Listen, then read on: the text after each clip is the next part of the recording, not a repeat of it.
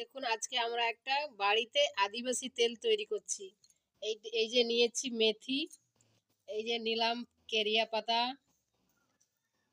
পাতা, সঙ্গে আছে নিম পাতা, আর দিচ্ছি এর সঙ্গে অ্যালোভেরা, আর এর সঙ্গে দেওয়া হচ্ছে জবা ফুল, আর এই নারকেল তেল। সবগুলো একসঙ্গে দিয়ে কড়াইতে করে উনুনে গরম করে ফুটিয়ে ফুটিয়ে এই সবগুলোর কালার চেঞ্জ হয়ে গেলে এর সঙ্গে পেঁয়াজও দেওয়া হচ্ছে। পেঁয়াজে চুলের গোড়া শক্ত করে। মেথি আর পেঁয়াজ দুটোই কিন্তু খুবই উপকার, চুলের গোড়া শক্ত করে। এবং নিম পাতাও, খুশকি হবে না, শীতকালে আমাদের চুলে প্রচুর খুশকি হয়।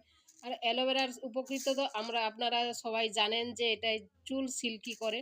আর তার সঙ্গে ক্যারি পাতা দিয়েছে, ক্যারি পাতায় অনেক উপকার আছে। তো এই যে জবা ফুলও দিয়েছি। তো আজকে আমি তৈরি করব একটা আদিবাসী হেয়ার অয়েল। তো ওই আদিবাসী হেয়ার অয়েল বানিয়ে আজকে আমি তৈরি করছি আদিবাসী হেয়ার অয়েল। তো কেমন হয় আমি পরের ভিডিওতে সবাইকে দেখাচ্ছি। দেখুন আজকে আমরা একটা বাড়িতে আদিবাসী তেল তৈরি করছি। এই যে নিয়েছি মেথি, এই যে নিলাম কেরিয়া পাতা, সঙ্গে আছে নিম পাতা, আর দিচ্ছি এর সঙ্গে অ্যালোভেরা, আর এর সঙ্গে দেওয়া হচ্ছে জবা ফুল, আর এই নারকেল তেল।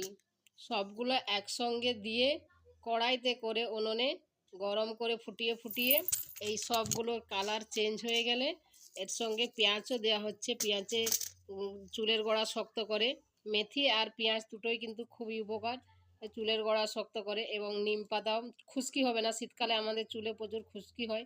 আর অ্যালোভেরার উপকৃত তো আপনারা সবাই জানেন যে এটাই চুল সিল্কি করে।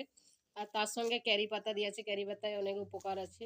তো এই যে জবা ফুলও দিয়েছি। তো আজকে আমি তৈরি করব একটা আদিবাসী হেয়ার অয়েল। তো ওই আদিবাসী হেয়ার অয়েল বানিয়ে আজকে আমি তৈরি করছি আদিবাসী হেয়ার অয়েল। তো কেমন হয় আমি পরের ভিডিওতে সবাইকে দেখাচ্ছি।